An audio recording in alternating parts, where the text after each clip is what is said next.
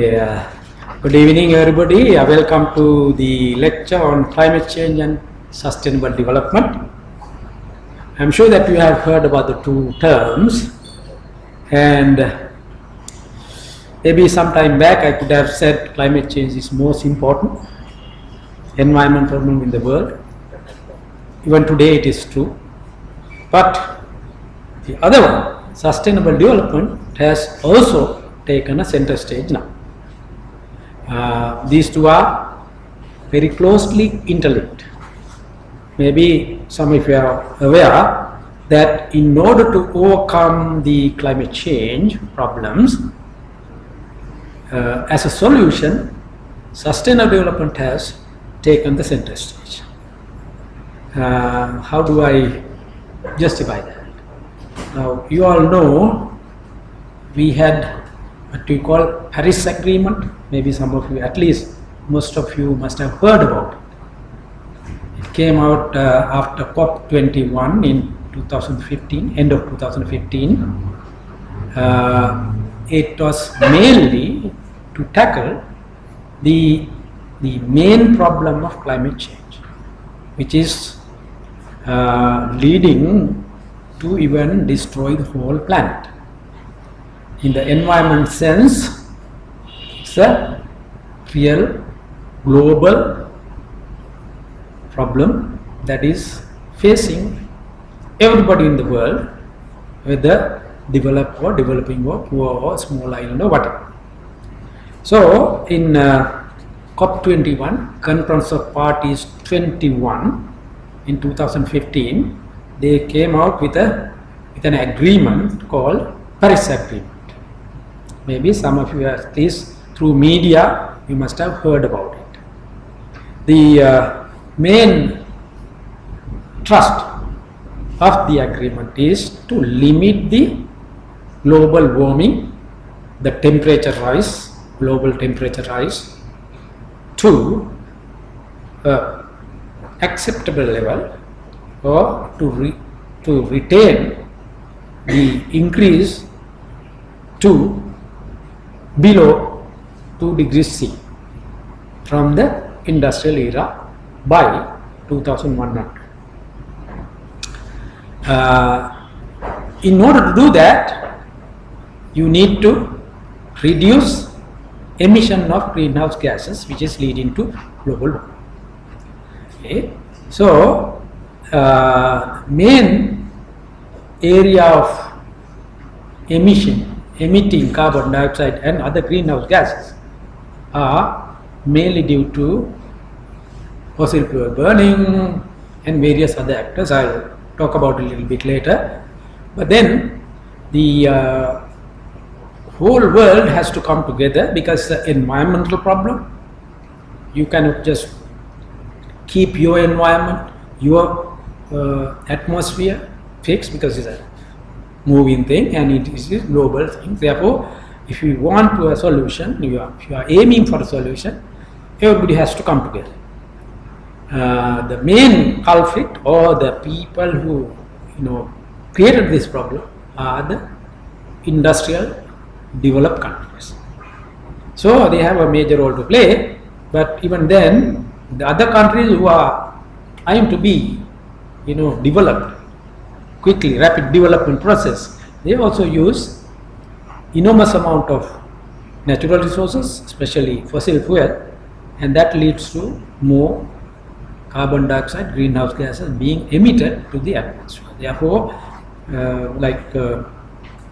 BRIC countries, or countries that are trying to get into that group, especially big countries like China, India, Brazil, South Africa, many of those countries are also in that country, but they are considered as developing.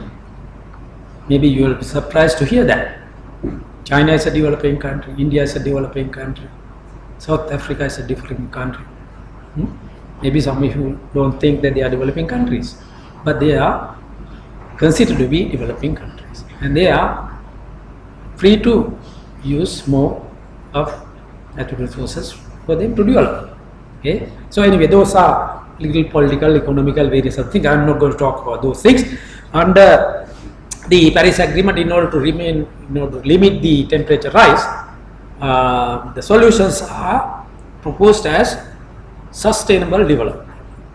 If you are on a sustainable development path, you can always reduce the emission or at least control the emission. So there are 17 goals proposed under sustainable development, and COP22, which was held in 2016, took this as the main thrust area that we have to focus in order to comply with the Paris Agreement. Okay, so under that, of course, I don't have to go through all this. Maybe you can look at the web. Okay, so basically it says very first one is end poverty, 2, end hunger, ensure healthy lives, ensure inclusive and equitable quality of education.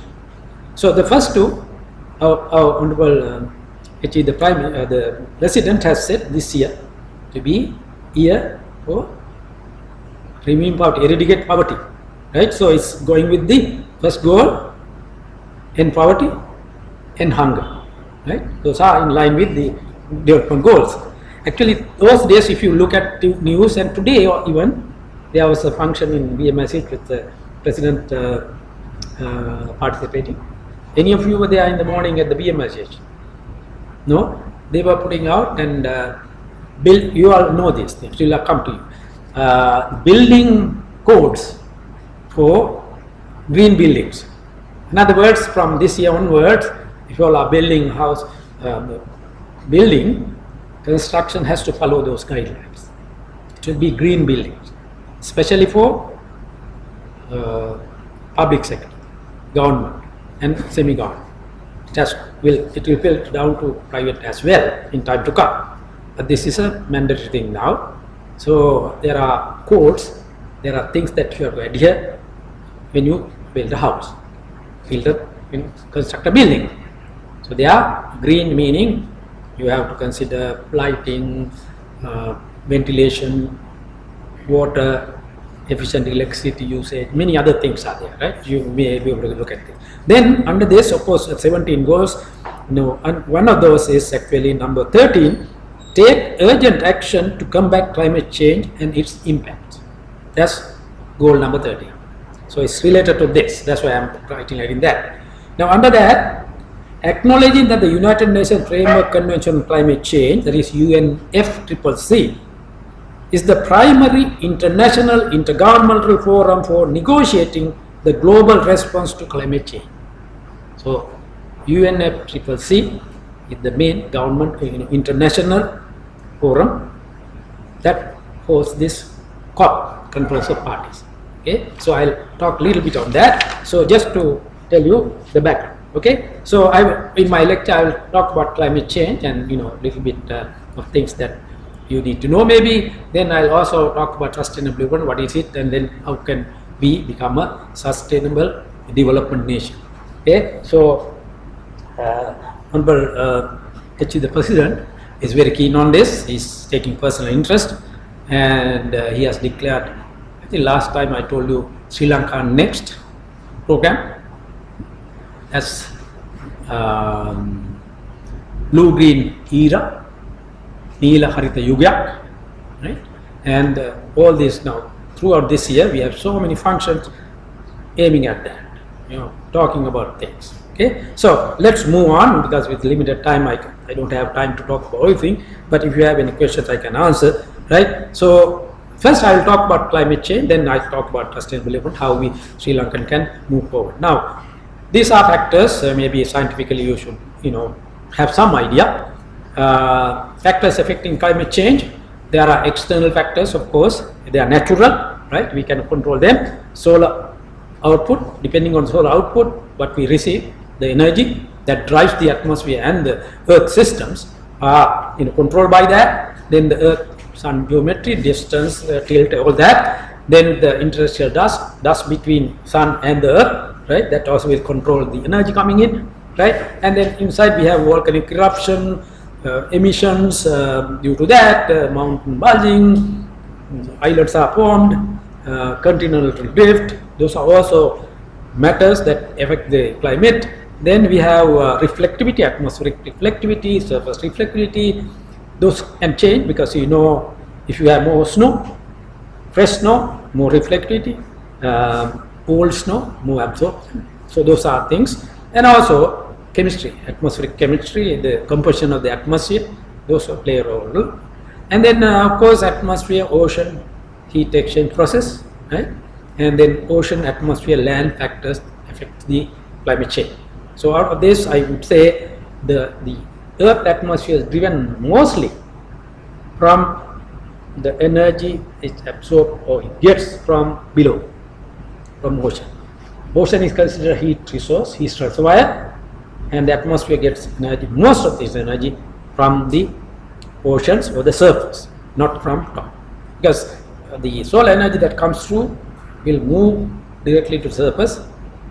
We say atmosphere is transparent for solar energy, especially the maximum energy that's coming in visible area that pass through the surface. Okay, right. Then all the climate change is related to many factors, right?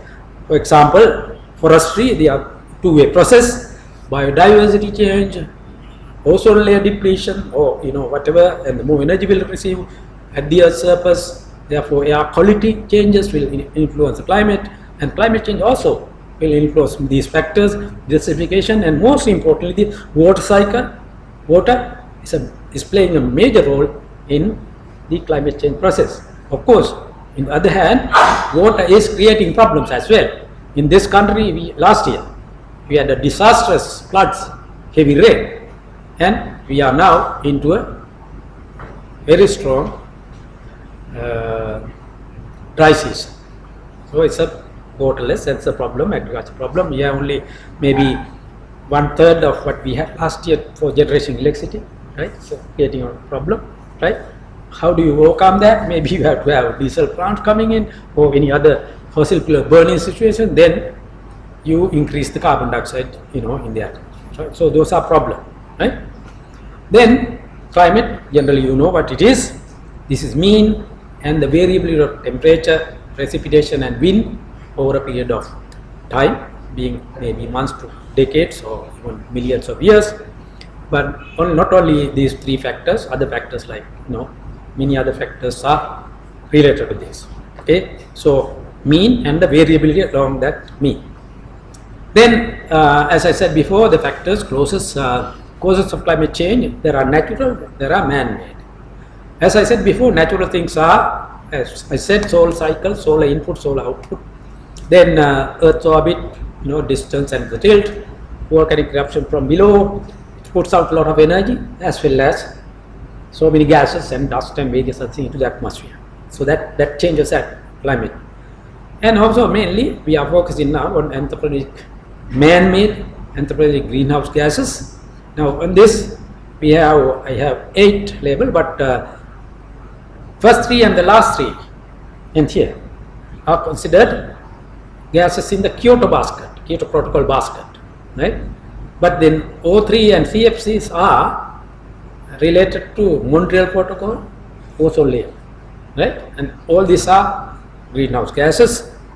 I will show you how they are powerful, and comparison between things can be shown. Then the main reason then, burning fossil fuel, man-made things, land use changes, you cut down forest and have buildings and maybe other things, even livestock, various other urbanization.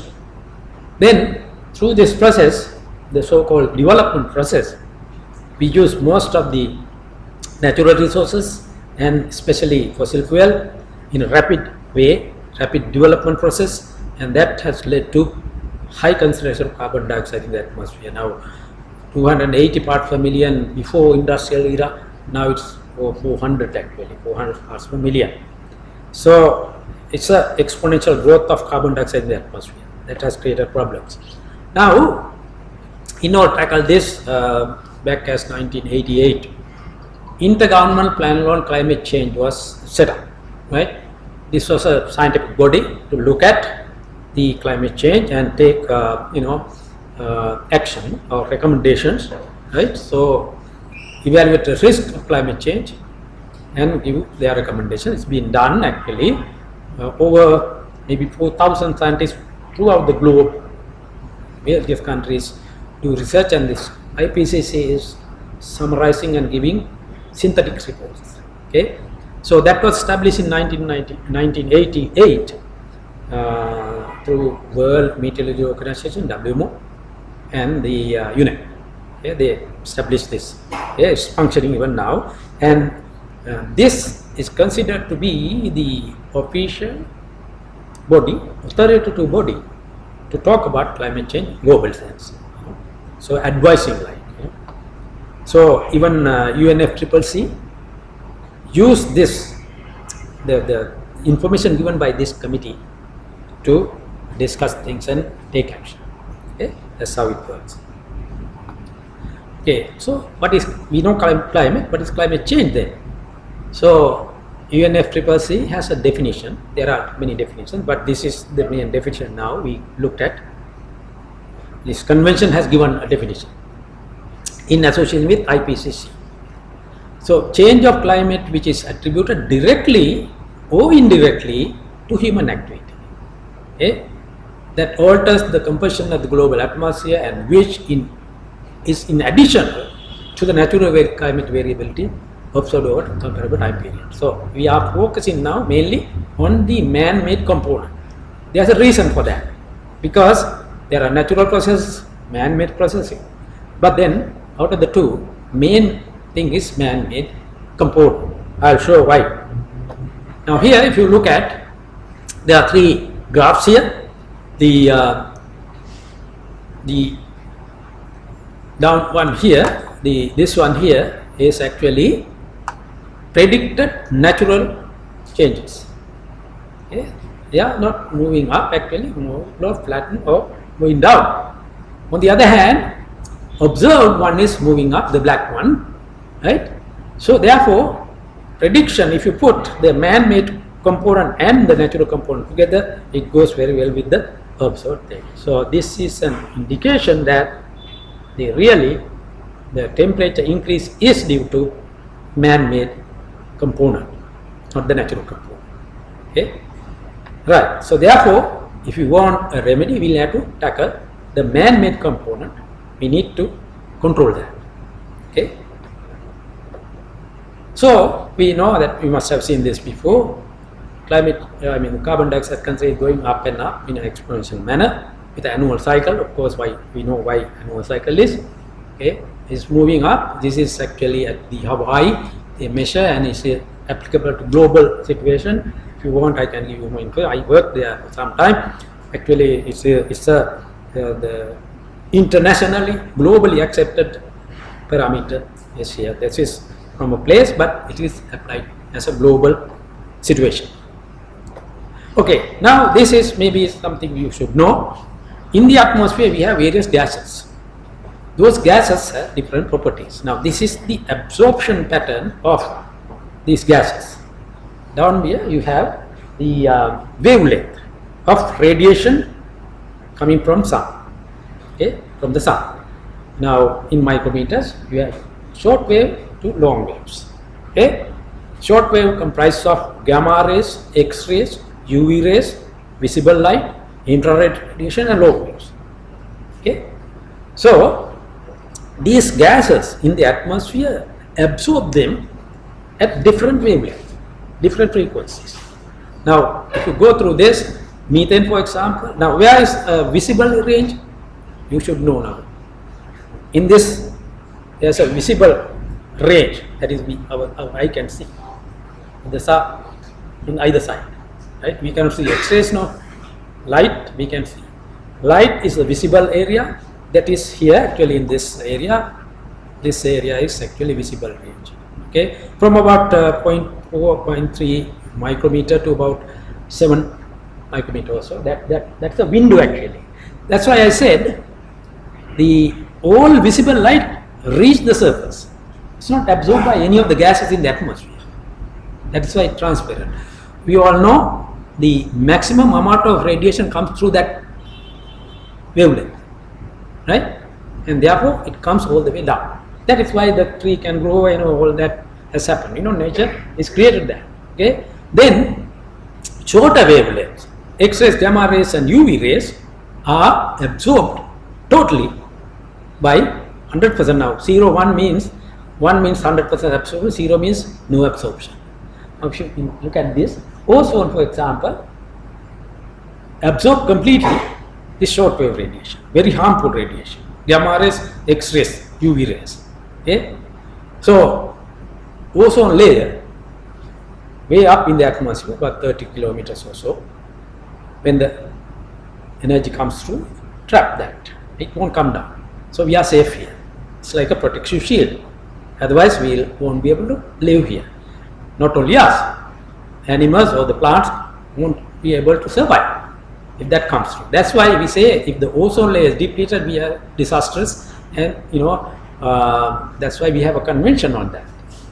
Vienna Convention on Protection of the Ozone Layer, established in 1985, and under that we have Montreal Protocol, established in 1987. September 16th it was signed. Right? We are party and we are doing very well. I was the initial director of the climate change unit of the ministry. I worked there for about 10 years.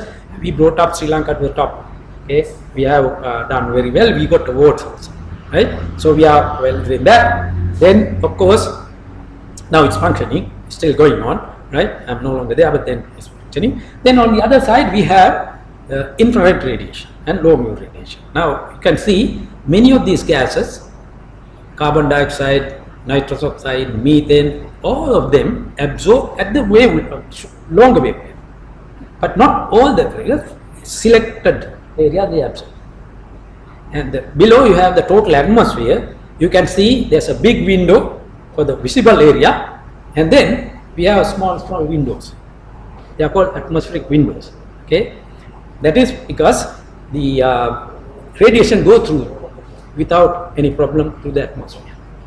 They are windows. Right? Right. Windows are necessary, right? If you want to see something outside, you need to have a window, no? Right?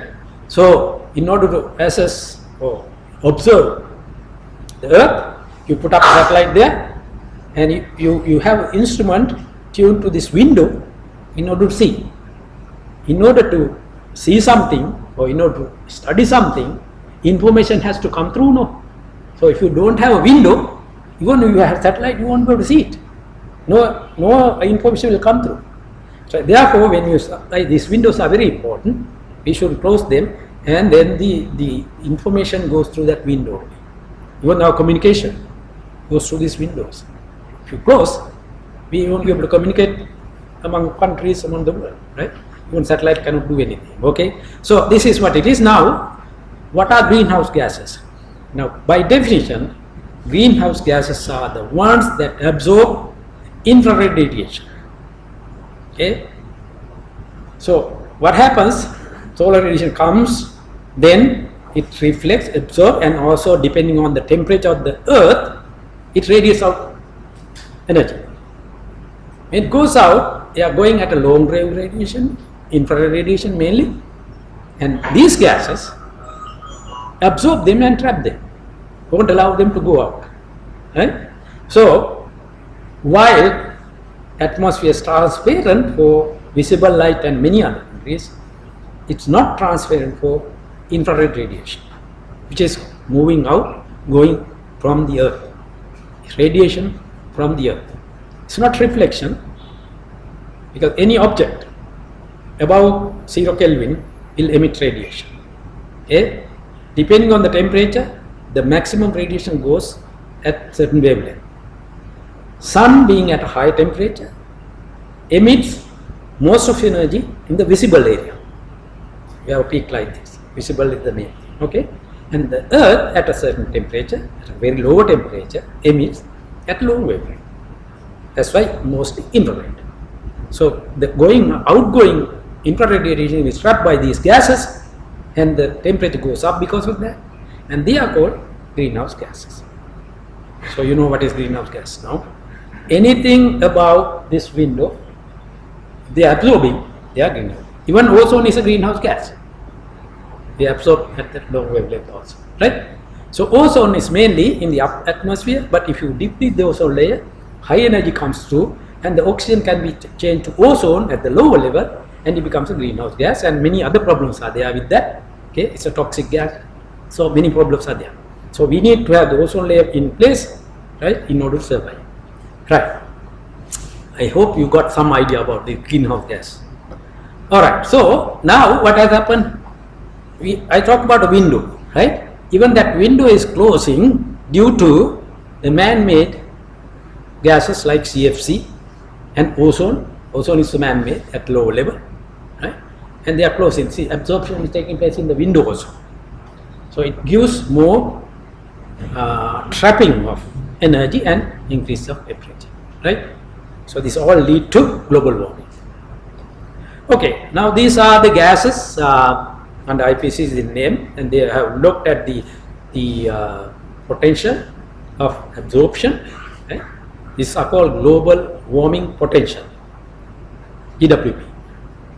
Now GW for each gas now is compared with carbon dioxide. You take carbon dioxide unit 1, right, and all the other gases are multiply of this. Say for example, methane 21 times powerful than carbon dioxide. Okay, so one methane will absorb 21 carbon dioxide equivalent. That's what it is. Okay, so if you go down to say HFC22, sulfur hexafluoride, all that, it's very, very high global warming potential. Okay, but even then, even today, carbon dioxide contributes about 60% of the global warming potential because they are so much in the atmosphere. Others are not that much in the atmosphere. Okay. All right. So 1990 is a year that is base year we consider, and looking at that carbon emission by country wise, we find that USA, EU, Russia, Japan, Poland and many other countries, Canada, they are the ones that emit most of the carbon dioxide in the atmosphere, greenhouse gas in the atmosphere, because they use so much fossil fuel energy and they pollute the environment. Okay, and then what are the areas? What are the sections that mostly carbon dioxide from fuel combustion, right? Then land use and changes, then of course agriculture, then energy generation, many other areas like this, but main culprit is contributed from the fossil fuel burning. Okay, so therefore if you want to tackle the problem, we'll have to look at the burning of fossil fuel. We'll have to reduce that, and if possible eliminate that, then only we can reduce carbon dioxide and the global warming.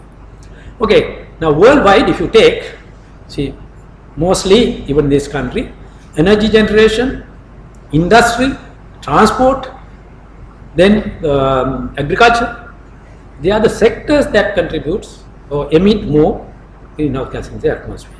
Even in this country, maybe you know now, transport, energy generation is the main greenhouse gas emitting areas. Because energy generation, transport mainly, then we have forest sector, then solid waste sector, forest sector, many other areas are there, but basically transport and energy generation are the main things, okay, in this country. Now if you just look at the carbon dioxide per capita emission, USA comes first and then China becomes less than that. But if you really take China, this is per capita. As a country, China emits more than USA, but if you consider per capita emission, USA is high. Okay, right. So I mean, we emit very, very small amount, right? Even our growth is very, very small, right? Many other countries put. So even we completely eliminate emission, it won't reflect in the global sense that much. Okay, that's the real situation. But that doesn't mean that we should emit, right? Because everybody has to contribute. Every little bit, helps. Okay, so we know air pollution, this is how these things get into the atmosphere. So as I said before, deforestation contribute a lot, right? Even globally, fossil fuel burning, and also it's also population growth, create this problem, because you need more, and more people means we have to have more food, we have to generate food, agriculture has to improve, transport is more, and all that. So it's related to population growth as well. Okay, so this I just give you some of these gases, greenhouse gases. Some are, now if you look at the third column, there are zeros because they were not there in the atmosphere prior to industrial era. Okay, other things were there, but all are now increasing, right? And I have given you the global warming potential, GWP, of these things, and where they are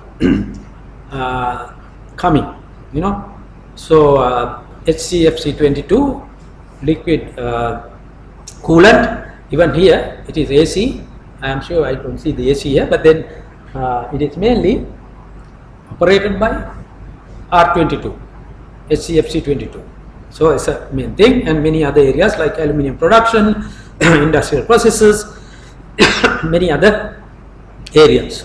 So these things are being used, and emission takes place. Okay, so main things: carbon dioxide, nitrous oxide, methane, they are naturally available, but they are increasing. You can see everything is increasing rapidly. Then this is just to show you that this is temperature and carbon dioxide. You can see there's a direct link or one-to-one correlation between the carbon dioxide increase and the temperature increase. So it's scientific evidence for that. Right. So therefore, carbon dioxide is a problem. We need to see what we could do. Now IPCC. Now this is a forecast or projection for the future. It gives you the temperature increase by 2100 end of the century. Turn of the century, it will come up to a higher scale, 5.8, at least 1.4. So it is, if you take mid, maybe 3 degree, 4 degree. Now this is the value that we are trying to control at 2 degree.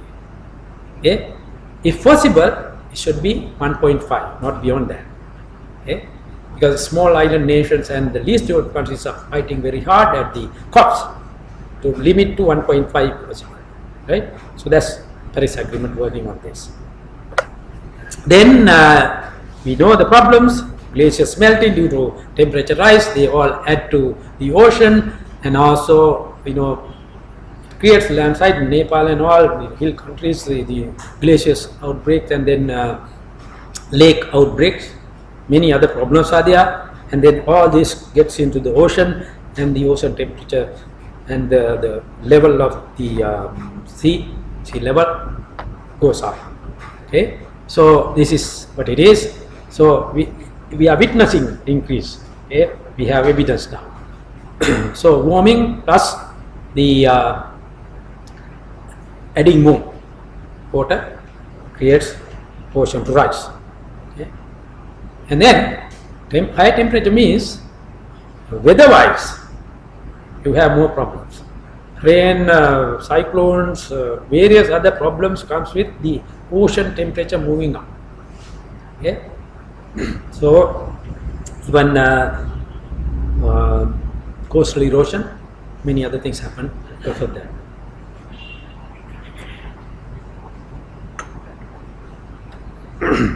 In this country also we measure this. NARA is taking records of this, and we find that it's going up.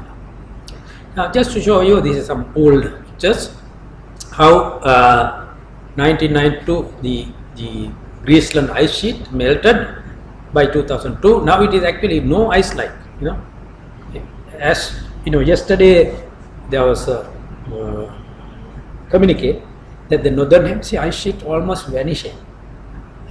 There is no land mass there, so there are benefits also. You may, ships can travel through. Right? This is a benefit to some countries, right? But then, it creates problems to many other countries, especially for tropics. We are in trouble. More than the developed world, developing world in the tropical belt is facing many problems like this. Okay, because for some countries it's beneficial no, to have a high temperature, right? Your energy will be lower, right? You don't have to heat your house if the temperature is high, right? Economically also benefits are there for them, and you may have more land areas to cultivate, right? Canada and all, they will like more high temperatures, right? Russia. So there are things. That's why, as compared to Montreal Protocol problems, which is very successful, taking all the aspects, and then the developed countries are in forefront, doing well. But in this, it's not so, because even these negotiations are not moving as we want to see. Okay, so this is a forecast now. By 2050, the northern hemisphere ice sheet will be completely gone. We come to see. Okay, so all that water, all that ice will be in the ocean. This is all predictions given by IPCC report. Okay. And then this is also very important. The global average ocean heat content will go up. That will lead to more cyclones, because it's directly related to ocean heat content. Higher heat content means I have to take another lecture to talk about that, because we increase the gradient. Ocean temperature and the air temperature gradient increases. Nature would not like that gradient to be increased, so they will try to compensate. How to do that? You have to transport this energy to the atmosphere. The way that you do it is through cloud formation, cyclone formation, then you transport upward to reduce the gradient, and north-south gradient or tropics high latitude gradient will have to be reduced. Therefore, you move these heat engines from the tropical regions to high latitude. Okay, so basically that, and all these information are there now. Sea level increases, heat content increases, and the snow cover decreases. So going in the disastrous direction. Sea level rise, measurements are there, even it's moving up and up. So see, now there's a prediction also. This is the prediction for sea level. By 2100 it can go up to 1 meter, at least think half meter. Half meter rise is disastrous for many countries, especially island nations, even for us. It will be a real problem. Now if you take the rainfall, this is prediction again. If you just look at our region, Indian Ocean, Sri Lankan area, this is December, January, February, that's winter time, okay, where we have less rain, right? Northeast monsoon time, right? We have less rain, right? We are in that drought situation. With the temperature change, with the global warming, this will happen. More and more dry situation will come. And then if you go to the southwest monsoon, June, July, August, globally looking at it, we have more rain. We would like to have it in the other way. Okay? If we have more rain in the northeastern side, we can cultivate more, and more rain in the southwest is giving us floods, landslides, many other problems. Okay, so but this is what it is.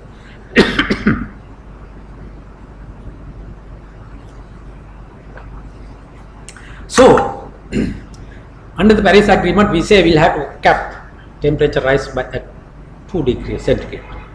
So in order to do this, this is the minimum that we have to have.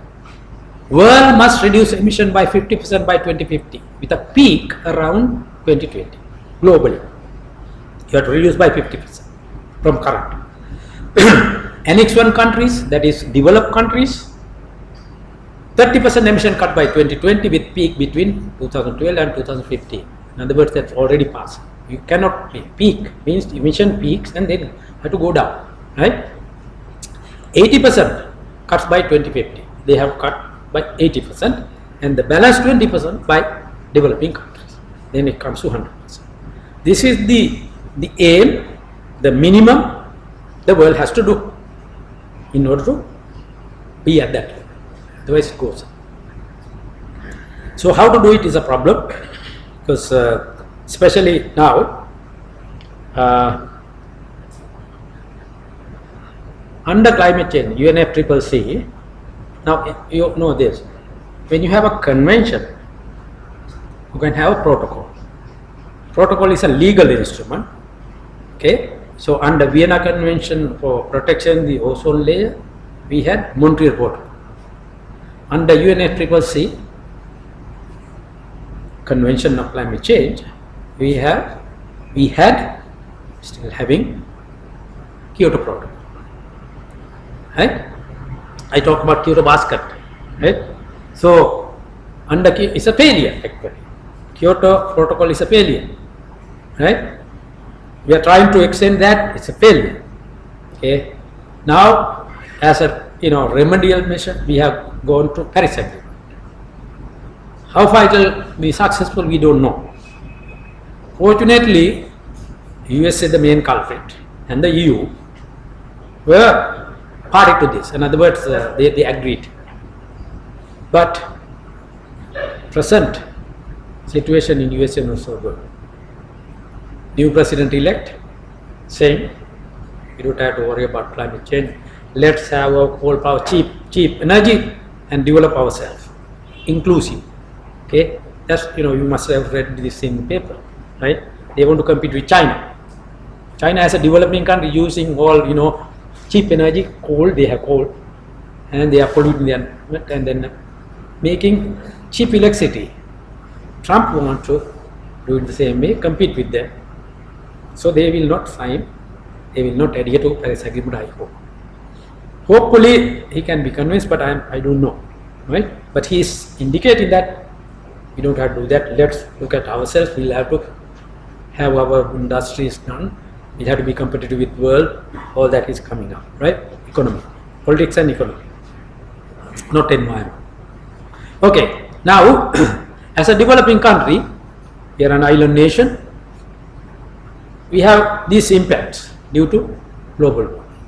Temperature rise, of course, there are sea level rises, there are droughts. We have now heavy intense rainfall. We had creating disasters, increased thunder activity. People die even due to thunder activity. Even this country, even today, it will threaten our food supply because if you don't have water, how to cultivate, right? Then fresh water is a problem. Water supply be a problem. Loss of biodiversity. And also health.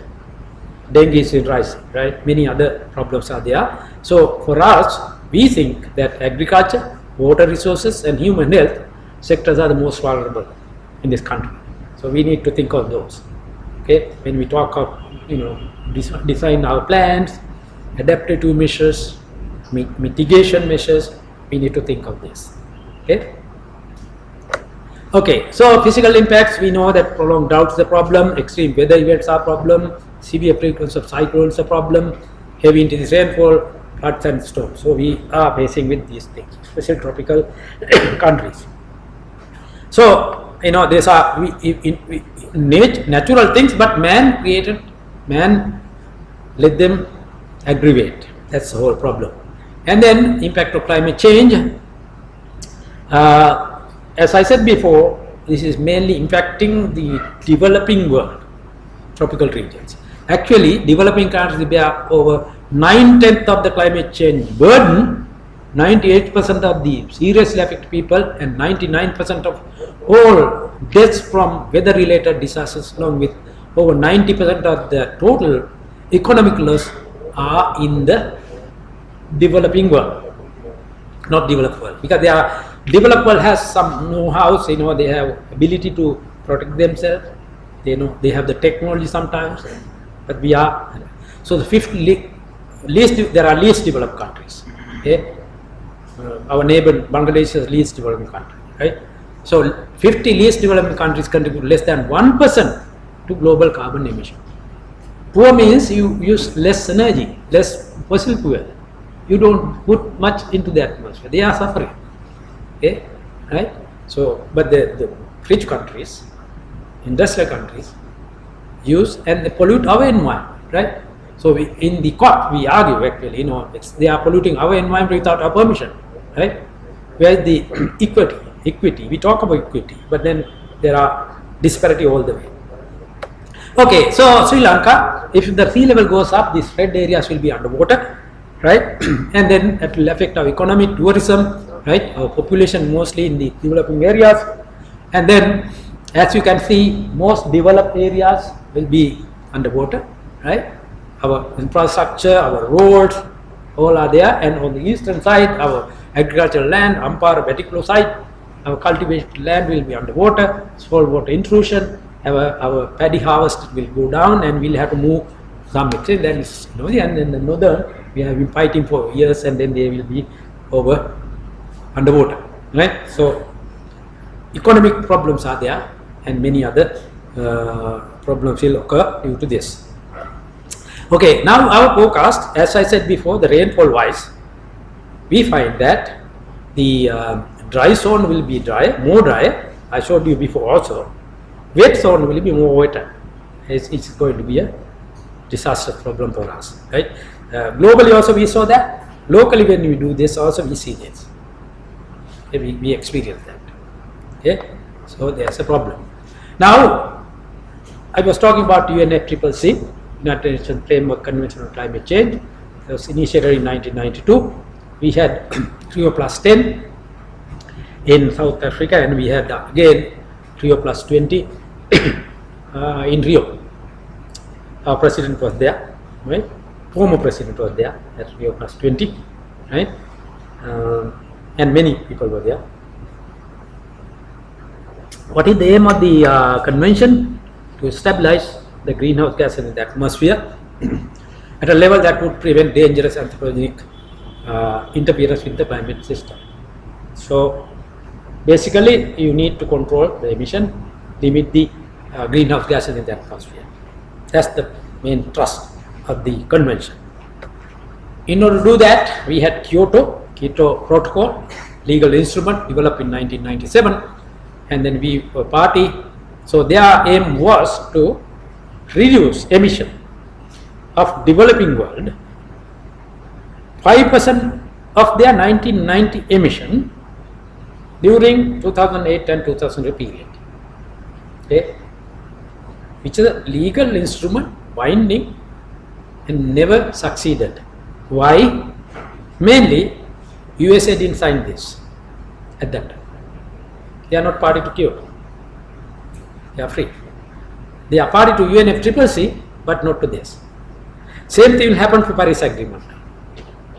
It comes under UNFCCC, they are party, but then they are not ratifying the Paris Agreement.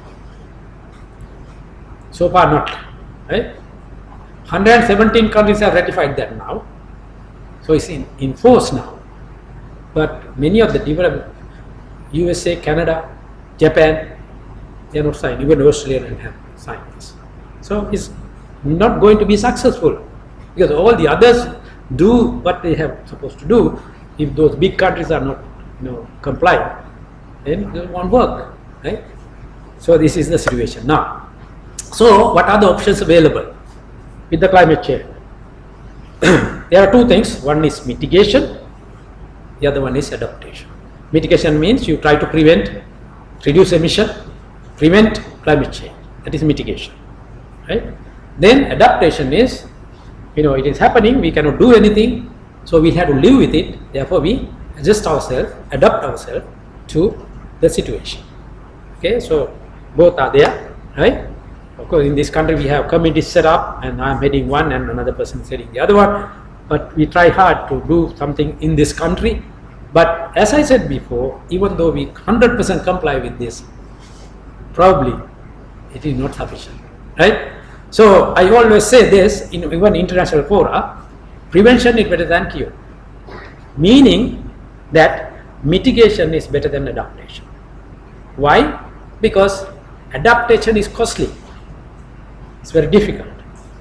Mitigation is easy. That is the thing we should do. Why prevention is better than cure? You have heard this in the health area. Prevention is better than cure, because if you prevent getting a disease, it's much better than when you get the disease and you try to treat. Right? It's costly and problematic. Right? We never know, right, whether the cure will work. Right? There are many problems. Therefore, actually, in developed world, I have stayed for many years. They have health insurance schemes. Maybe some of you know this, right? They force you to. They are private sector do this. It's a business actually. Health insurance. They force you to go for medical checkup at least annually. If you are older, they say go every 6 months. They pay for it. They go for health checkup. If there's a problem, they treat you. Right? Why they do that? Prevention is better than cure. Because even though you pay, the insurance company pay for checking up, is profitable for them. Right? If some gets sick, if he hospitalized, the bill will be very high, and the insurance have to pay. And the insurance is taking these steps, send you to the doctor all the time and try to prevent. So they benefit from that. It's a business, right? In this country, I don't know whether that type of thing will happen, right? Even personally, we should go and have medical checkup, at least once a year, right? So that you'll have to pay for your cure, right? Not the insurance. We don't have insurance, no. Maybe some have, right? Some of you have your insurance, health insurance, right? Okay. So anyway, that's the. Now mitigation, as I told you, try to remove. Now in red I have put something. Mitigation means implementing policies to reduce GHG emission and enhance sinks. Enhance sinks means you try to absorb what is there in the atmosphere. Okay, say increase forestry, so it will reduce carbon dioxide in the atmosphere, right? Naturally, natural process. Okay, so I'm heading this committee, expert committee on mitigation by the Ministry of Environment, right? So we are taking some action. Okay, it's win-win situation for us, mainly because if you can switch over to renewable energy, for example, right? Instead of fossil fuel. Okay, we don't have fossil fuel, we have to pay, our foreign exchange goes out, right? And therefore, if you can just have our own energy generation, right, solar, wind, or biomass, or whatever, right, it is good for us in the long run, right? It's a win-win situation, and also we help the environment, we help the global warming, reduce the global warming, all that, right? So there are projects coming up. Some are called NAMA, National Appropriate Mitigation Actions, right? And then we have NDCs now, INDCs before, Intended National Contribution, Determined Contribution, Intended National Determined Contribution, INDCs. How it has been, it was before Paris Agreement. Now it is NDCs, National Determined Contributions to Mitigation.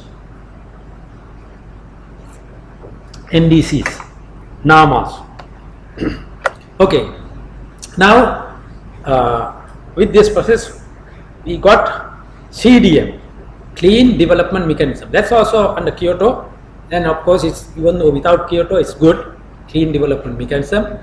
Even though we are a less greenhouse gas emission country, we also can contribute, we can also participate in this process, CDM process, and then it is good for us, and it is good for our sustainable development. It is actually inbuilt into that. Under Kyoto, CDM process is there. Developed countries can invest in developing countries on projects that reduce GHG emissions, which promote sustainable development in developing countries. So in our country also, developed countries can invest and reduce emission, and they can claim that amount reduced, carbon dioxide amount, can be considered by their reduction. Okay, they can do it anywhere because atmosphere is common now. Any country can go to any country and reduce. There's no problem, right? But the country will get the credit, right? Okay, and also it's benefit to the developing country as well. Okay, so in our country we have these projects, CDM projects in hydro power, wind power, solar power, and organic waste, forestry sector, biomass sector, and of course agriculture, plantation, various other areas. We can have CDM. Some of these areas already having CDM, Green Development Mechanism. Okay. All right. So this I said before. We have to reduce 80% of the emission by developed countries in 2050, and balance 20% has to be taken over by developing world, right? So, as I said, as a developing country, we can take NAMA, National Appropriate Mitigation Action, with adequate financial support from developer or any agency, right? And also reducing deforestation, forest degradation, and converting sustainable management forest and enhance of forest as a carbon sinks as a priority. Now, under this we have what we call RED Plus program in the forestry. RED, REDD. That means reduction of deforestation and forest degradation, reduction of deforestation and forest degradation. RED. Okay. It's a international project. We are having a project here in the forestry sector. We try to do that. We get assistance from the developer. Okay, that's going on. It's also a mitigation action. Okay, now we talk of sustainable development. Even today in the morning we talked about it, and then all these days President is talking about this. Prime Minister is talking about sustainable development. Okay, while we want rapid development, we want not brown industries, not red industries. We want green industries. Green. Okay, green energy, green industry, green employment. So blue-green era we are aiming at. Okay, we want to develop, but in the sustainable. Okay. Right. So the definition of sustainable development is like this. This was given by UN in 1987 actually. Development that meets the needs of today without compromising the ability of future generations to meet their own needs. In other words, we cannot use all the resources and have our comfort where the future generation will suffer. Sustainable development means we move on a sustainable path without compromising the future. That is what sustainable development is. Okay, not the green or the red development that the industrial countries went through. Even they are facing the problem now. So-called developed world is facing the problem now. Okay, they have problems. Okay, now no survival without sustainability. That's the motto. Sustainable development includes 3 independent components. Maybe 4, actually we can consider 4. Economic issues, one thing. Social issues, another thing. Environmental issues, another thing. All these 3 has to be considered in the sustainable development. And also economic stability, social stability, environmental stability. Okay, that's what it is. And of course, all that has to be there with political stability. Okay. Without political stability, these things won't be stable. Right? In a country, in the world. Okay, so these are the 3 areas. Now, why we do all this? Because why development is necessary for what? We need to upgrade our standard of living, reduce poverty, right? Eliminate poverty, and have a standard of living up, right? So have reasonable income. That's what development is. So standard of living is determined by the quality of the environment we live in and not by our consumption, right? One might think we can have good car, good house, and we consume lot of things, right? Is that the high standard of living? Seems like, right? But it is if you degrade the environment that we live in, other things will not matter at all.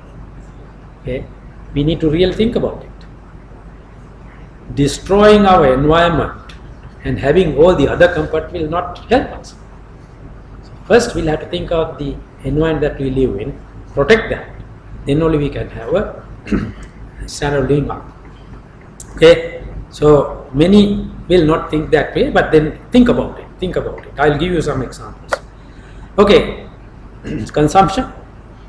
Okay, this is what we want. Right? High consumption. Our standard of living is not just driven by economic success, but it's also determined by the quality and the environment we live in. Okay? We need to really think about it and get into our mind. Otherwise, we are going in a different direction. So the triple bottom line, as I said before, economy, we need economic development. We need social aspect to be developed, good society, and also better environment for all of us.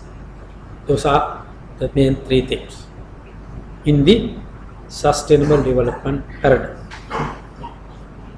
Having one without the other will not be useful at all.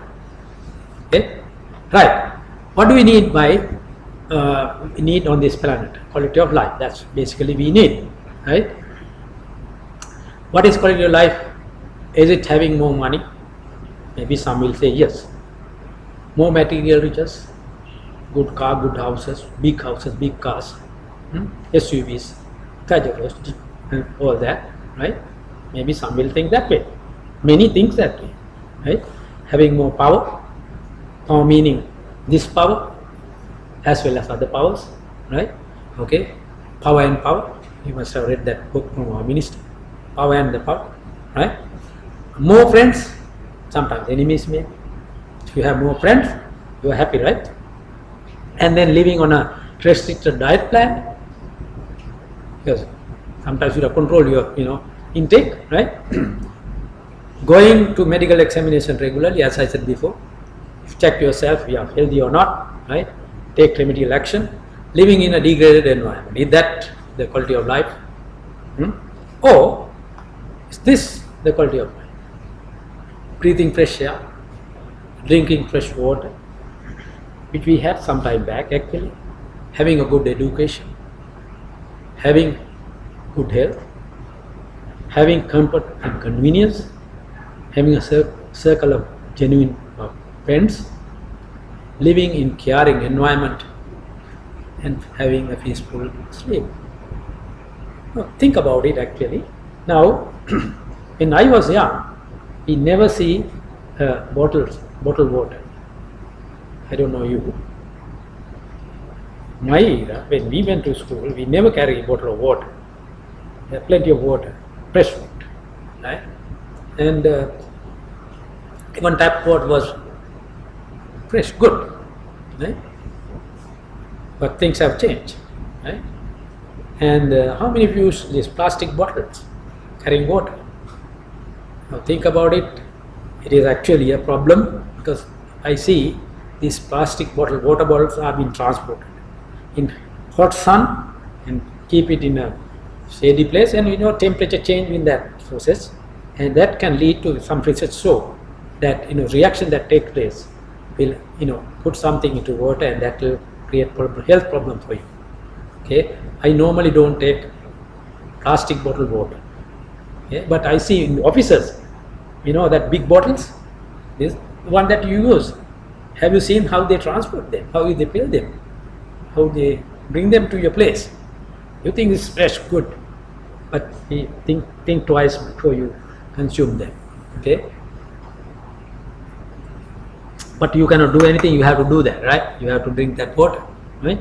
Anyway, so things are moving in that direction. It will be difficult to revert, but at least you understand and try to reduce these problems, right? That is the main message that I am giving you. Okay, so what has happened? Our ecosystems are damaged, being already damaged, used unsustainably, and maybe used 60%, and then If that happens, of course, the temperature will go over 3 degrees continuously. So greenhouse gas emission will be more, right? And then problems come with this, and this is not the right way to go, right? And resource consumption, we need to think of that.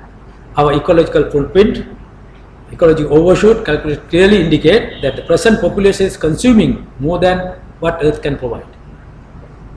Okay? Today is the case. We consume more than of our share. We are not in the sustainable development path at all, right? So it leads to resource depletion, degraded environment, huge anomalies in quality of life among different societies, and threatening the survival of our future generation. So this is really happening. Need to think about it, right? Overconsumption is a problem of natural resources.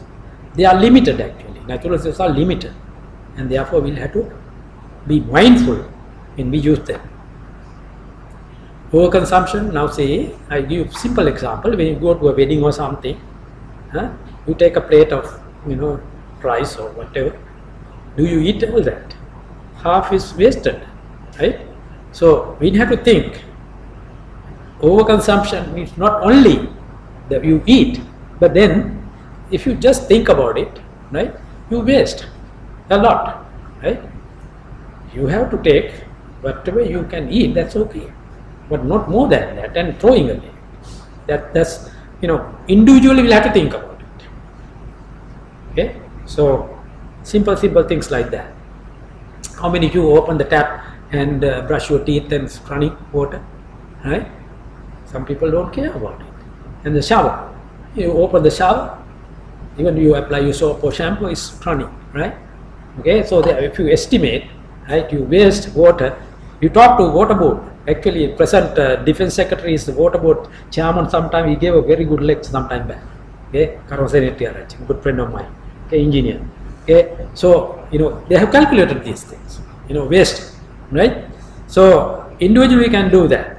Even we think that that we pay the water bill, light bill, but then finally we are destroying our natural resources. Okay, so I would say world is on a path to destruction through human activity causing rapid resource development and heavy environmental pollution, which has exceeded Earth's threshold capacity. This is the real situation now. So we are thinking of sustainable development, but if this is the case, we won't be able to achieve sustainable development at all. Okay, so for future survival, total resource consumption by growing population for 2050, we'll have to meet that. Find more habitable Earth, because resources are limited.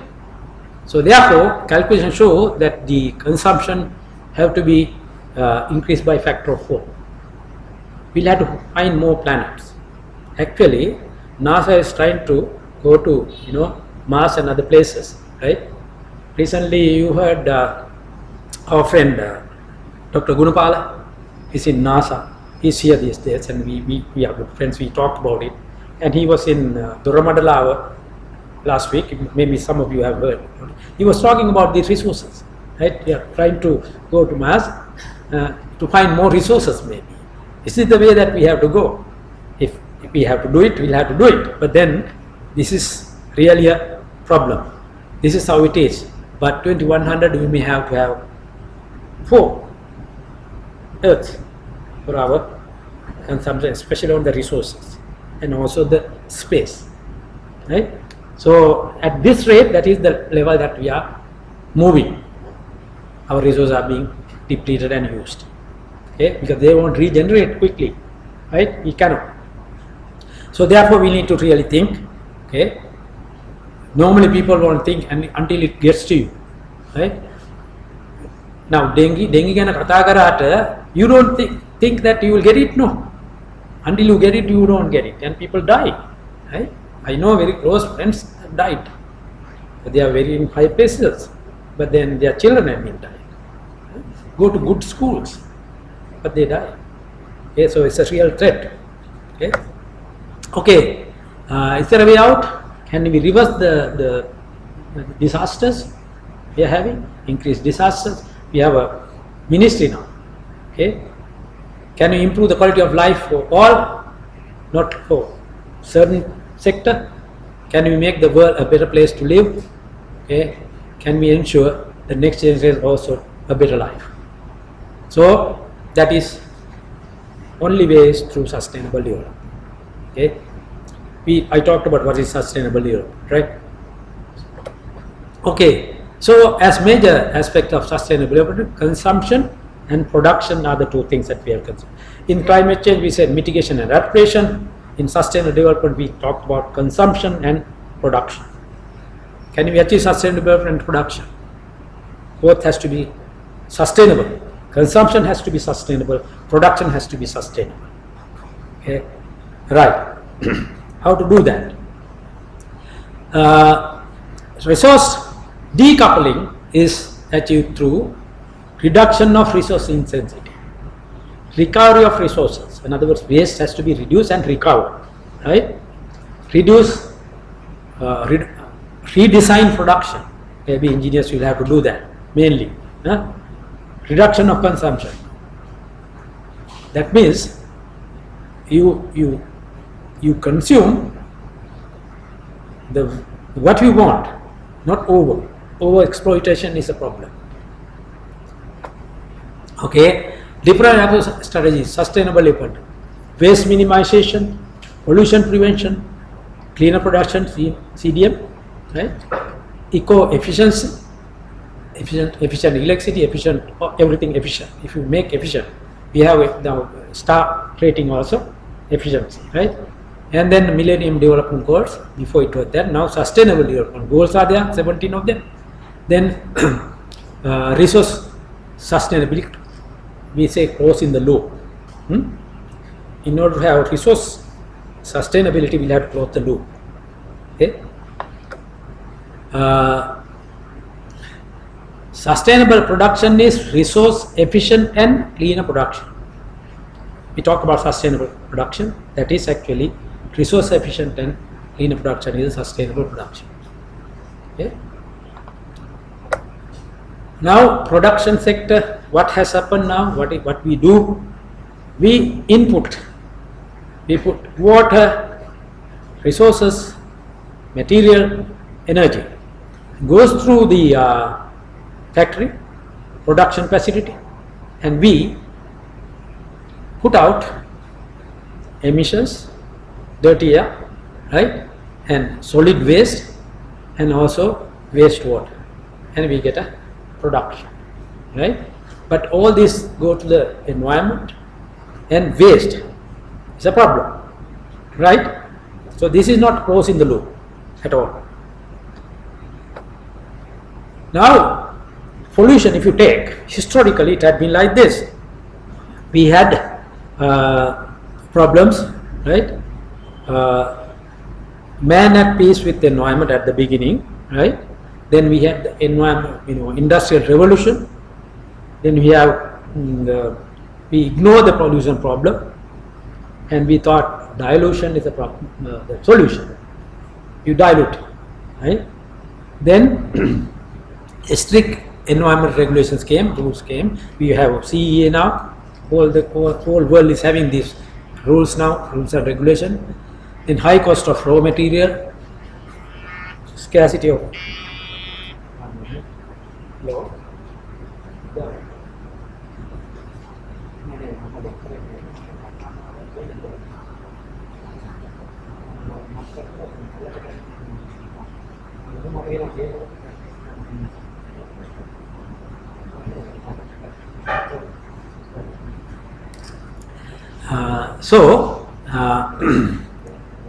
treatment cost is very high, and then finally we have come to sustainable development 2000.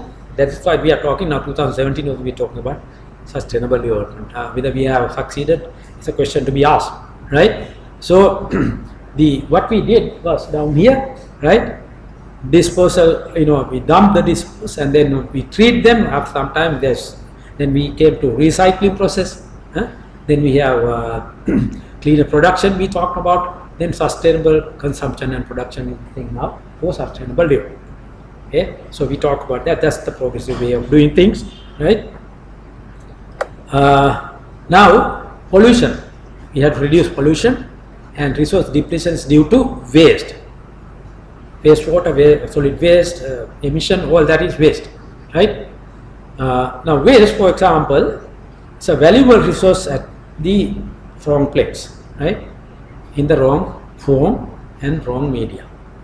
That we'll have to understand. I will give you some examples for you, right? This is the problem. Waste is not really waste. They are valuable resources.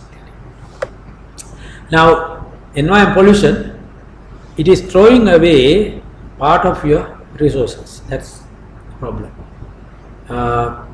As I said before, in the garbage, in the water drain, in the smoke, all are waste. But they are valuable actually. If you can, collect them and reuse, right? All are economic value. They have value. Okay. Sustainable consumption. That is intelligent consumption. I talked about production, sustained production. Sustainable consumption is shedding away the emotional consumption pattern. In other words, කැමරට ගියාම කෑදරකම කියලා කියන්නේ. කෑදරකම අඩු කරන්න ඕන. Right? Emotional things has to be reduced. Right? And then, since that person is doing, you do it. Right? Social problems are there. Right? So we really be mindful of what you do. Right? Then only we can move forward. Increase resource consumption with change in society. This is what has happened.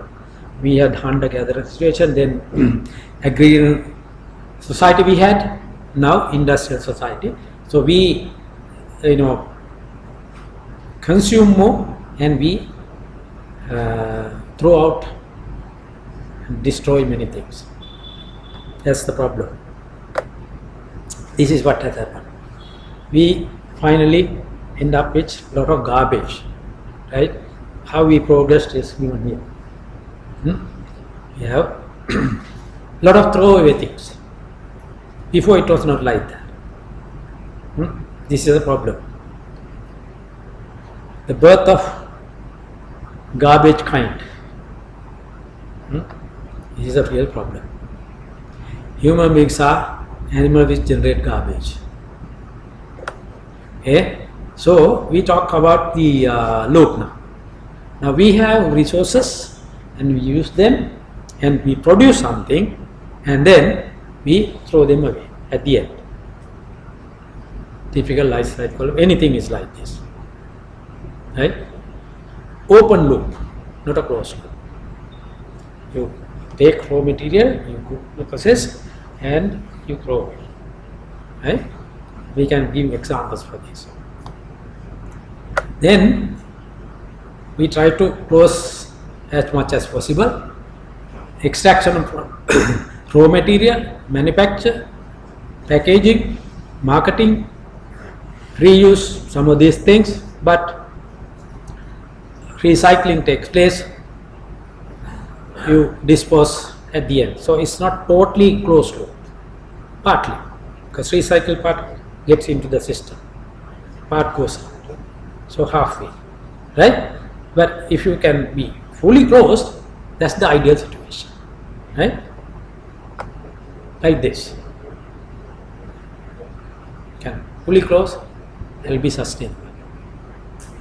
Can we do this? Yes, we can, but we have to really think about it. Okay, now we look at our natural resources in this country. Okay, at the NSF, I'm still the board member. I was chairman of this place before. I put this up.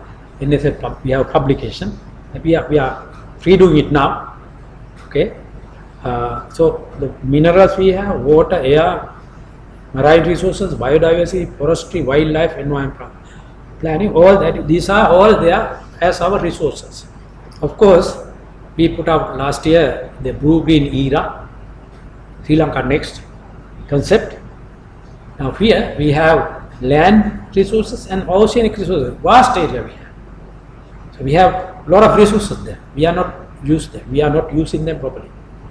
But if we can use them in a sustainable manner, we can develop ourselves. Okay, sustainable development. So these are our resources. I didn't put this, but some of it has come. Okay, elephants are our resources. Of course, do you agree or not? Is it the resource or not? It's a resource. I don't go into details, but if you say this resource is good, okay, is this a resource? See, the garbage, you must have seen this, right? Being consumed, and it's creating problems, and we throw away useful things and creating problems as well, not for animals as well. Okay, our economy is brown actually, not red but brown. We are polluting our surrounding air. Unlimited pollution of air is allowed by law, maybe, because we don't have laws to control that. Okay, CA is having authority, but their laws are there. But then in this country, you all will agree with me, there are rules, regulations, laws. How they are implemented? We have road regulations. Do we implement them? Right? We do something wrong, we try to punish them, tax them, then they go on marching and protesting, right? Right? So how do you do this thing, right? I don't understand. See, people are in that mood now. Okay, then land, unlimited solid waste is dumped openly, right? Water, unlimited discharge of waste water into rivers and lakes and water bodies. But in order to control this, we have to have laws, regulations in place. But having them is not sufficient. We have to implement them. At least people have to be educated. What I'm thinking, I'm telling, at least educate children at young age, school level. Hopefully when they grow up, they will adhere to that. I have some experience in that actually. When I was working in the Montreal Protocol, for 10 years I went throughout the country. Even I went to LTT held areas. They accepted as well. And we put up plantation and then, good foundation, and they are adhered to that. I give you one example. One day I was at a seminar some time back. One person came to me, one shopkeeper. I was there and he came to me and said, "You all are ruining my business," and he was threatening me. I asked why. He's saying his business is down because of me. I just looked and see what has happened. He has been importing this refrigerator, the CFC and all the other things at low cost. Japan and other places throw them away, then this person goes and collect and bring them and sell at a cheap price. And people are buying, right? And the right stuff also there, good refrigerators are there, people are not buying, they are costly, right? So, through education process, those who are in A level and O level, they go to buy. These youngsters educate the parents, and parents are not allowed to buy those things because if you buy this, I am not going to come and all that. Especially girls at A level, they get it, and then they won't allow the parents to buy the wrong thing. So he is down with that, that business, and he is blaming me because I encourage them not to buy that. Right? So finally I said, you do the right thing and I will support you, I will promote your business. You do the right thing. Don't do the wrong thing and ask me for help or anything like that. Don't say I am doing something wrong. So it ended like that. But then there are situations like that. When you try to do something good for the country, sometimes you are in trouble. I have experienced that in many places. Okay, so don't get discouraged by those things. As people who are planning and doing things for the country, you have to take steps without any hesitation. Okay, we penalize the poor. I hope you will agree. Now Karl Marx said this: pollution is a cost, but it is a class cost. I hope you understand this. Now, location of garbage dumps always where the poor lives. See, Kunukanda, where this, poor people are living there. What is the big Kunukanda here? What is that area? Kolonna area. Blue Mendel, Kolonna. Who are the people living there? Poor families, poor people live there, right?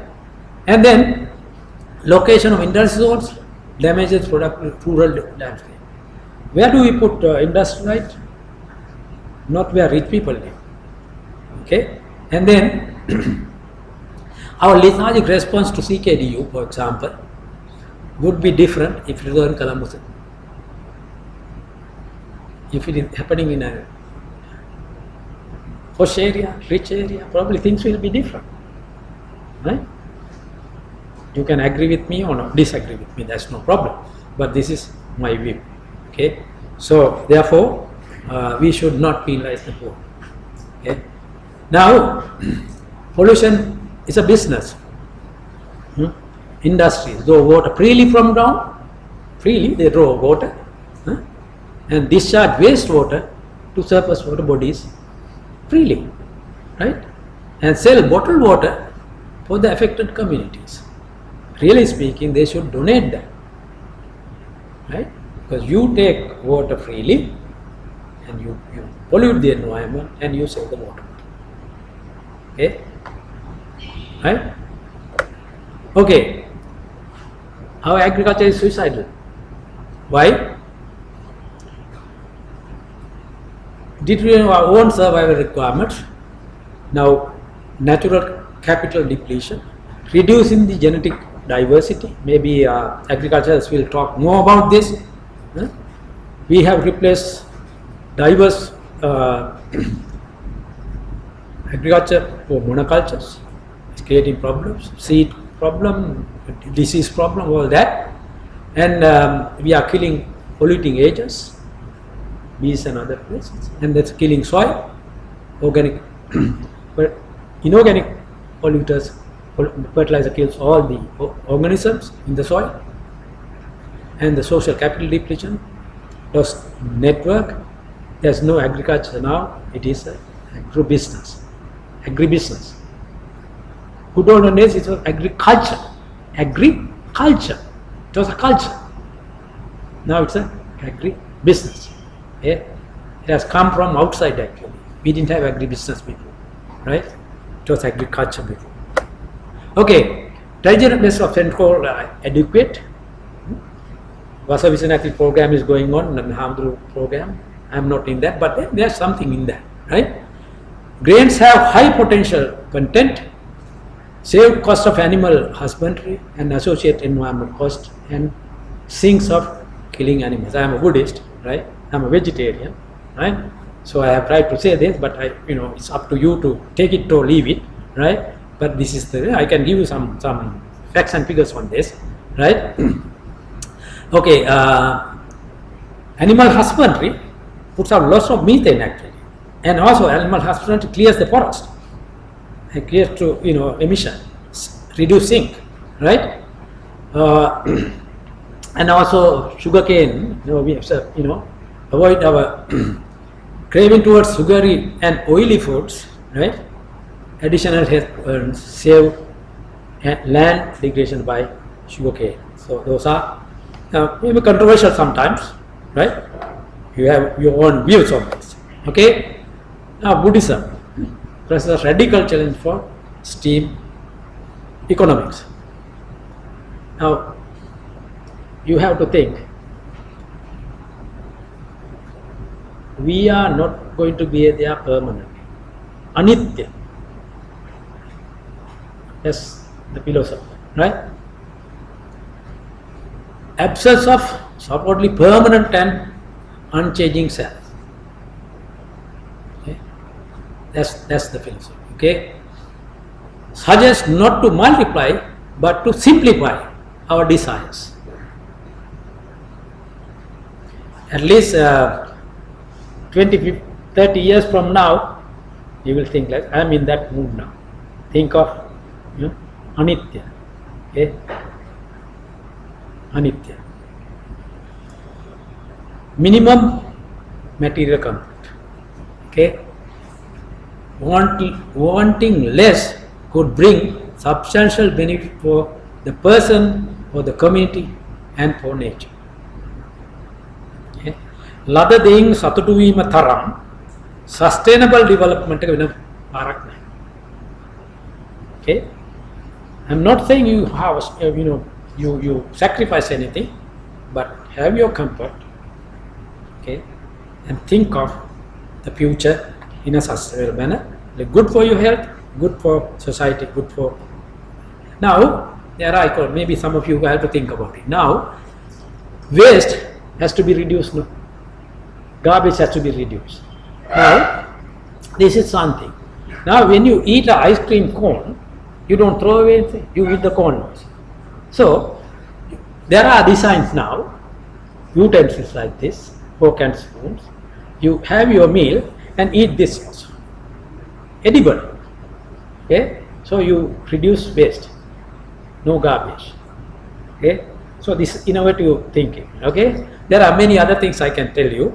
I don't have time, right? But I had something, I erased those things and put something in. Now this is a zero detergent washing machine. Maybe you like that, because if you go to a hotel, 5-star hotel, you always see, help us to save the environment. Put your towels if it is, or if you think it should be washed. Have you seen that? Many hotels put that board now, because they say if you use detergent, you pollute the environment, and therefore they tell you if it is essential only tell us, we will wash it, otherwise reuse it. That's the message, right? So this one actually washes without detergent. Okay, development. So it's ultrasonic waves and things like that. You have to electrodes, and with sound waves you remove dirt from clothes. Okay, right? Now our Slim Tech have developed something, maybe you have seen. They have developed clothes that you don't have to wash. Okay, nanotechnology. Things are improving in that direction. Okay, right? Okay, decopier. How many of you use copying paper? Huh? You copy and then you waste. This is actually, if you can decopy, in other words, you remove the ink, the paper will be fresh again. There are development like that, and you save trees. Okay, that way. So there are development like that. There are things that you remove the ink, and the paper will be fresh again. How many of you use the A4 paper that you copy one side only and throw away? Many of you are doing that, I know, right? Waste in the garbage. But I never do that. If one side is good, at least I use the other side to write something. I just don't throw away like that. But if you are decopier, sustainability. Okay, so we'll have to think about it, develop something, be innovative, produce something, do something so that we will be sustainable. And instead of fossil, try to use natural things, like biogas. Okay, and it's renewable. Okay, that is sustainable development. Okay, environment is not part of us, we are part of the environment. That's the way we have to think. Okay, now we can, scientific developments have come mainly from observing the nature. Okay, from Newton's all the way, developing planes, many, I can give you enough examples. Okay, so here, this is inspired by building design. Now, even this type of things you have seen maybe, right? Right? But this is a real structure. The ventilation is there, and the heat is not there. In desert area also they develop like this. Even in this country we can see this. So, architects, engineers, look at that and develop something like this. Because we can get it from the nature. And these supersonic jets, you observe birds, and you design things. Okay, so you get it from surrounding and you learn things and you love something will be useful. Okay, so this is a building. Building, no air conditioning, good ventilation. Today we had this president came and I told you that I think building codes have been implemented from this year onward. It will be implemented. Then you have to, if you are here, designers, structures, design engineers, architects, you will have to adhere to that. Okay, green building concept is there now. It's a rule. Okay, we launch it from this year onward. So there are regulations for that, right? Okay. Waste mixed up, all garbage. Waste mixed up together, then it's the garbage, right?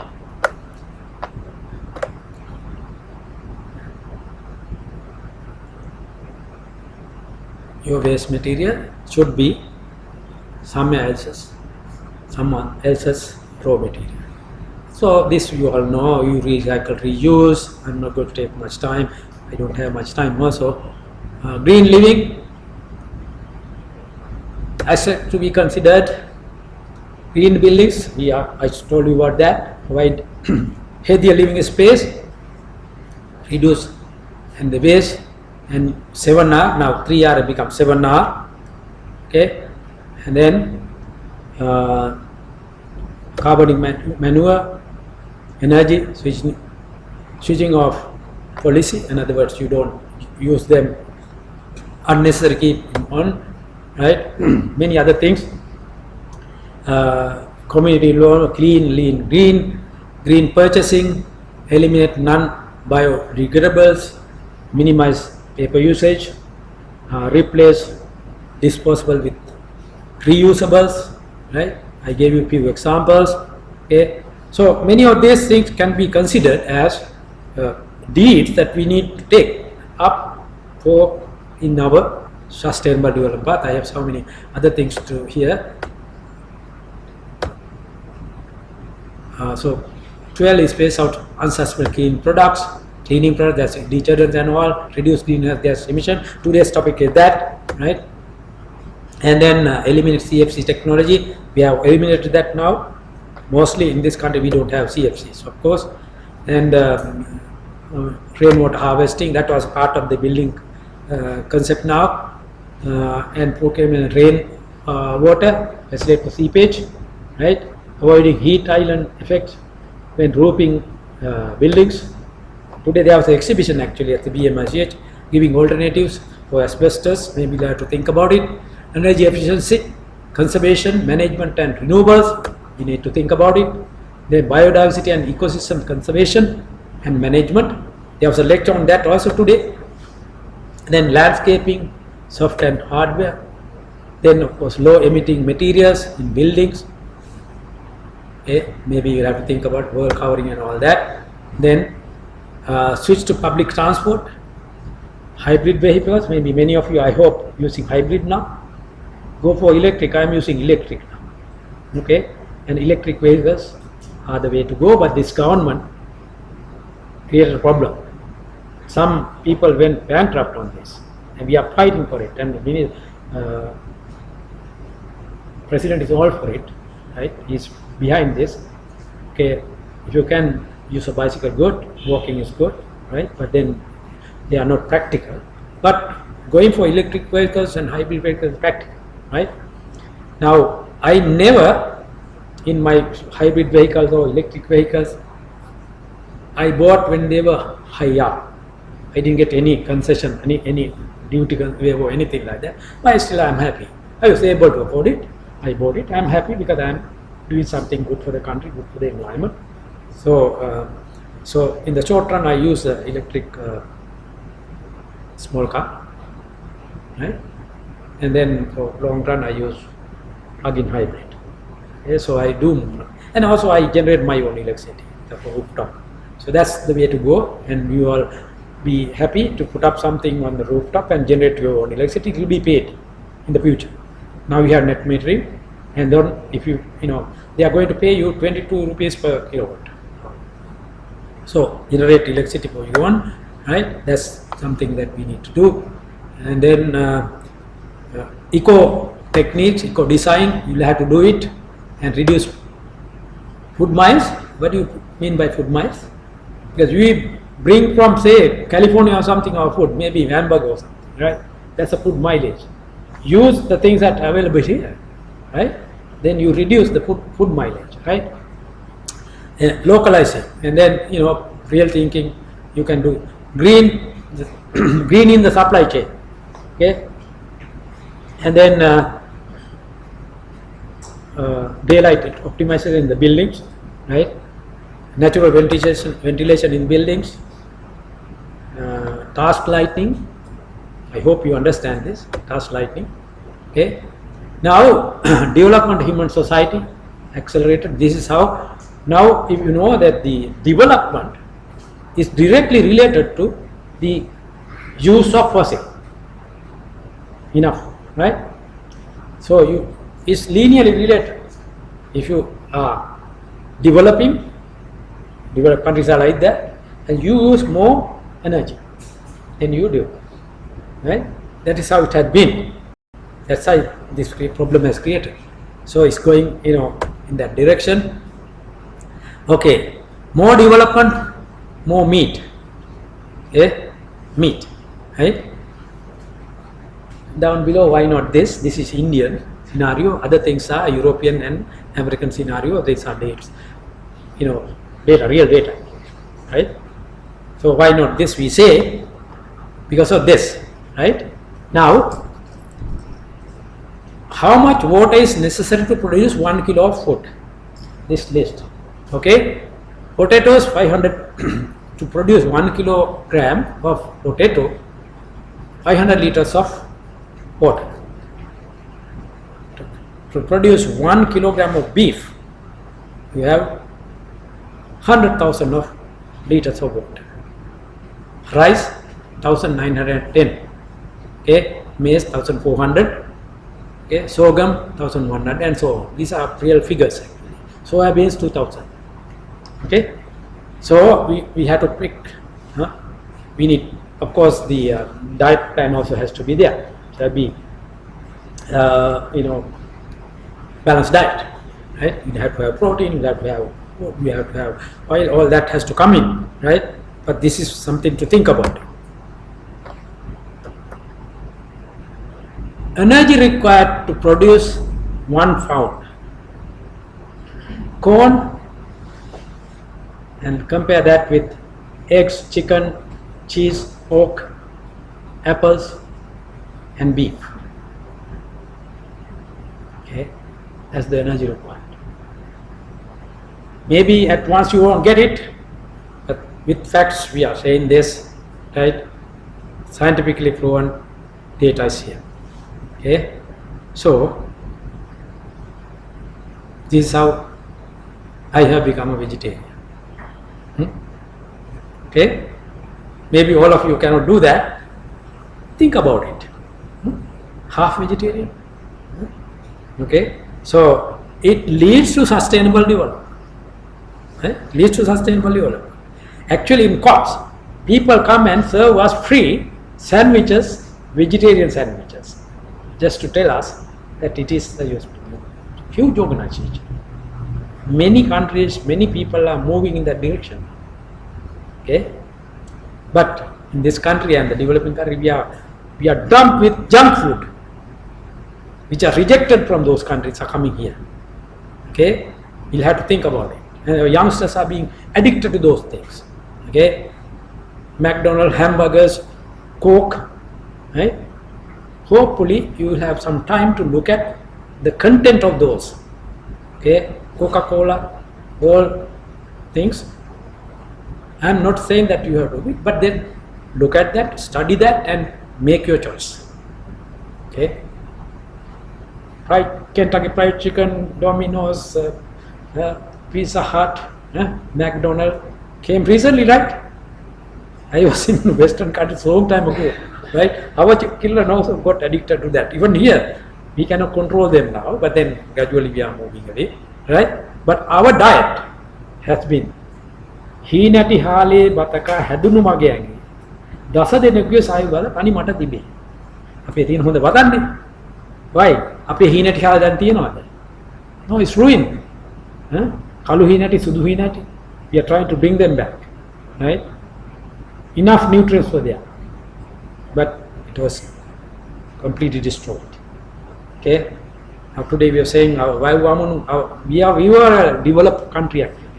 We had knowledge, we have plenty of ways and means. Okay? So I don't know that I have something, I have 1 or 2 slides to go, right? So here, as I said, compared to industrial performance index goes up, and it is with the energy intensity. When the energy intensity goes up in that direction, our industrial performance index goes up. Where are we? We are down there, right? We need to find a way to move up in that ladder with less energy consumption. We have to be innovative. Okay, you will have to do that. Okay, so this is a global picture, how these countries have grown up. So sustainable economic development and environment crisis is there. Developing renewable energy is a must. Energy efficiency improvements, conservation and management, practicing energy modestly, that is rational use of energy. Okay, so the 3 factors of sustainable energy, ABC: develop renewable energy, energy efficiency has to be developed, practice energy modestly. So that is the solution. Okay, therefore we have linear economy now, okay, and we have to go for circular economy. Technical and biological materials mixed up energy from finite sources, and we have to move on to technical and biological material energy from renewable resources, which will be a cyclic process. Reduce waste, what I said before. So we have to move from linear economy to circular economy. Shift from linear to circular economy for our development. I hope you can think about it, okay, and think how we do that. Basic principle of circular economy: design out waste, build resilience through diversity, rely on energy from renewable sources, think in systems. Waste is food. So these things have to be taken in consideration. I think time is up. I finish with this. Now, this is where A is poor nation, right? Middle income, yeah, they are now at low middle income. Rich countries up there, you see. So what we are saying is that we should not go above that safe limit for our development. We have a good opportunity not to follow the rich countries or the industrial countries. They also will have to come down to E, okay, by transforming their way of life. And therefore, we have to move to E without going through C. Okay, so that is the message that I have to give you. So think of sustainability, don't waste, don't follow the wrong path that the developed world took. We have to learn from that, and our economy, our development, our environment, our society has to be guided not to go above the safe limit, go below that and reach E, a developed situation for the country. Okay, I think some are leaving already. Okay, thank you very much. This is not the end. Let this be a new beginning for all of us, and thank you. So if you have quick questions, if you have time, I can wait. Otherwise, I think I have exhausted time. But then what happened was I started late. No, you all didn't come. I had to wait. If I started at 5, I could have finish before 7, right? Okay, so don't blame me, past 7 now, right?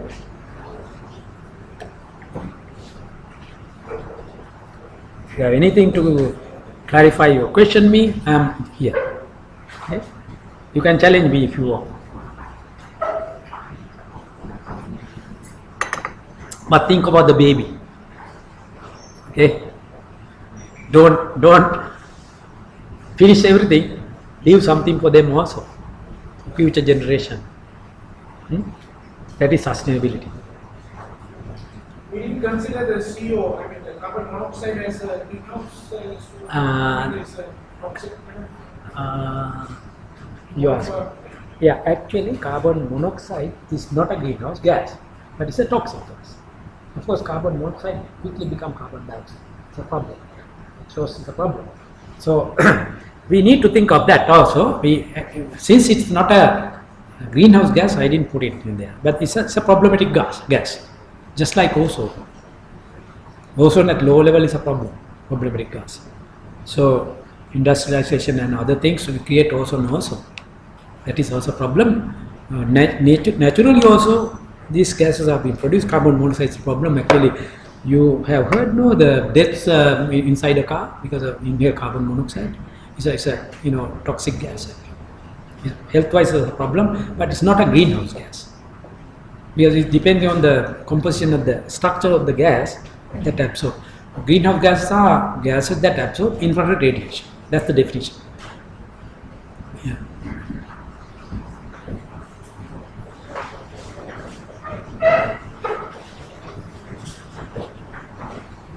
Thank you.